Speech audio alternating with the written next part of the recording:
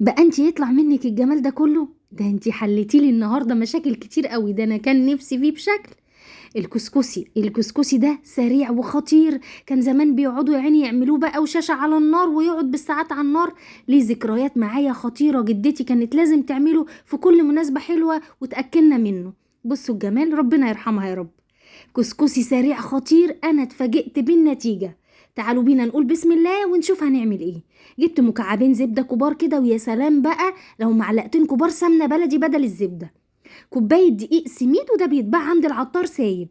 الكوباية هشوحها كده في الزبدة بتاعتي زي ما احنا شايفين.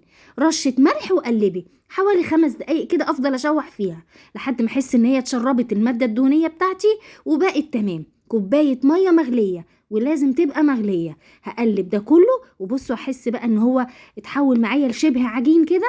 هفضل اقلب فيه لحد ما يتفرفط معايا على نار هادية زي ما احنا شايفين كده مع بعض.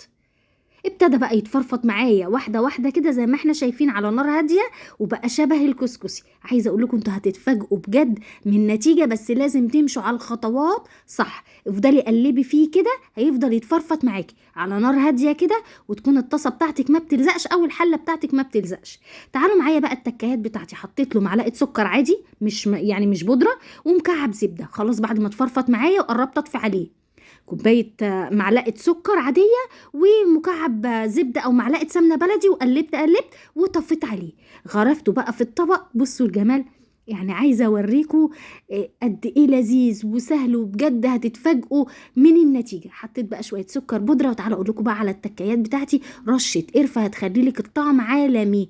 شويه زبيب بقى، عندك مكسرات حطي. بجد لذيذ وسريع، وهتتفاجئوا من النتيجه. قوموا جربوه دلوقتي، ويلا اعملوه وابعتولي الصور بتاعتكم.